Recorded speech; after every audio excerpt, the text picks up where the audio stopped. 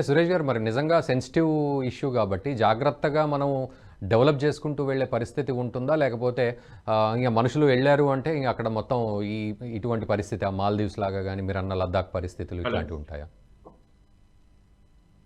సురేష్ గారు. మాల్డీవ్స్ అనేది ఇండియన్స్ ఎందుకు వెళ్తారంటే బేసిక్లీ ఈ ఐలాండ్స్ ఆర్ వెరీ, అక్కడ నీళ్ళ మీద ఇల్లు కడతారు, మీన్ హోటల్ రూమ్స్ కడతారు. So it is like a water resort over the waters.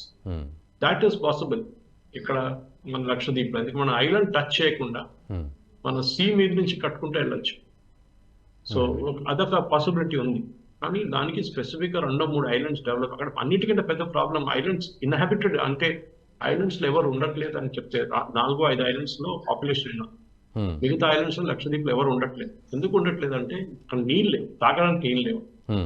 వర్షాకాలం పడినప్పుడు అక్కడ వాటర్ సోర్స్ చేసుకొని స్టోర్ చేసుకుంటారు. రెయిన్ వాటర్ హార్వెస్టింగ్ అంటాం మన సిటీలో. వాళ్ళు ఆ వాటర్ వాడుకుంటారు. అది కాకుండా బోర్ నీళ్ళు ఉన్నాయి, బోర్ నీళ్ళు తాగలేము, చాలా హార్డ్ ఉంది. సో మన ఇండియా నుంచి కూడా ఇప్పుడు కొత్త పైప్ లైన్ చేయడానికి వస్తుంది ప్రపోజల్ డ్రింకింగ్ వాటర్.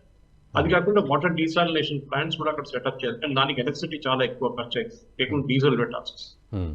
ఇది రెండు చాలా స్కేర్స్ గా ఉంటుంది. ఎలక్ట్రిసిటీ లేదు, డీజిల్ అక్కడ చాలా తక్కువ ఉంటుంది. అది కాకుండా ఈ చెప్పినట్లు మన టూరిజం పొటెన్షియల్ డెవలప్ చేస్తే ఆ లోడ్ ఎవరు తీసుకుంటారు? దాని ఎలక్ట్రిసిటీ కావాల్సి వస్తుంది, దాని మిగతా అన్ని రిసోర్సెస్ కావాల్సి వస్తుంది.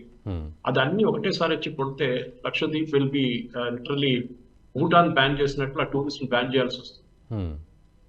సో అంటే మరి సురేష్ గారు ఇప్పుడు అంటే ఇందాక నేను అన్నట్లుగా చాలామంది సెర్చ్ చేస్తూ ఉన్నారు, వెళ్ళాలి అనుకునే వాళ్ళు ఉంటారు. సరే స్ట్రాటజికల్గా పొలిటికల్గా ఏ విధంగా ఉన్నప్పటికీ ఒక టూరిస్ట్ స్పాట్గా ఆలోచించినప్పుడు ప్రజలందరూ కూడా సామాన్యంగా వెళ్ళాలి అనుకుంటారు.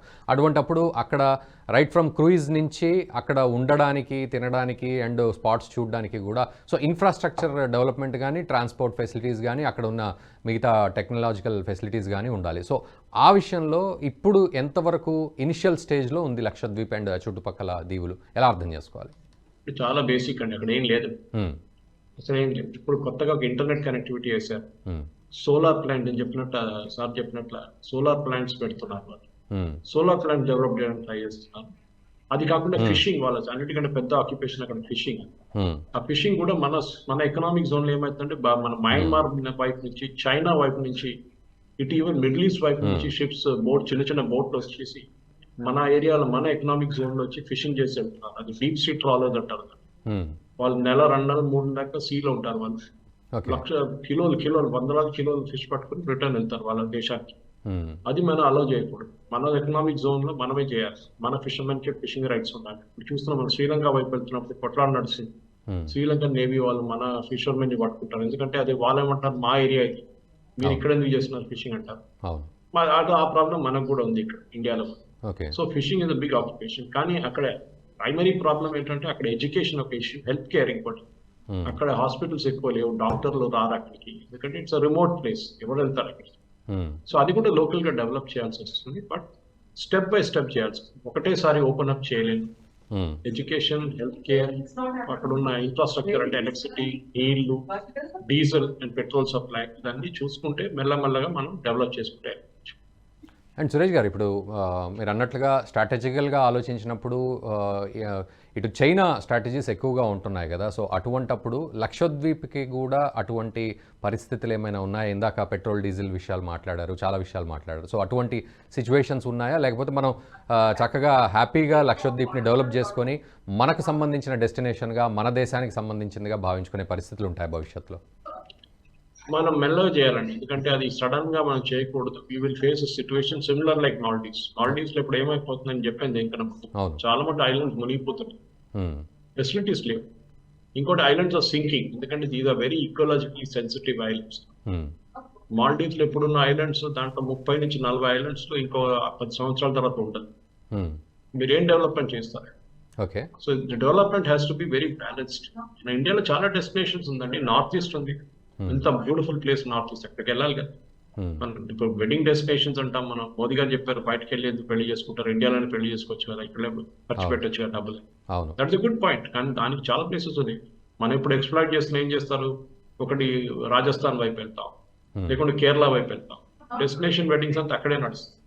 అది కాకుండా మిగతా ప్లేస్ కూడా డెవలప్ చేయాలి. కానీ దానికి ఇన్ఫ్రాస్ట్రక్చర్ కావాల్సి వస్తుంది, ఫ్లైట్లు కావాల్సి వస్తుంది, ఇక్కడికి వెళ్ళాలి, ప్లేన్స్ కావాల్సి వస్తుంది. ఇప్పుడు ఈవెన్ లక్షద్వీప్కి ఎలా అంటే 2 షిప్స్ ఉన్నాయి, 18 గంటలు తీసుకుంటుంది అక్కడ వెళ్ళడానికి. అంత మోడర్న్ షిప్స్ కాదు, కానీ క్రూజ్ షిప్స్ చెప్పారు. కానీ క్రూజ్ షిప్స్ ప్రాబ్లం ఏంటంటే అప్రోచ్ లేదు.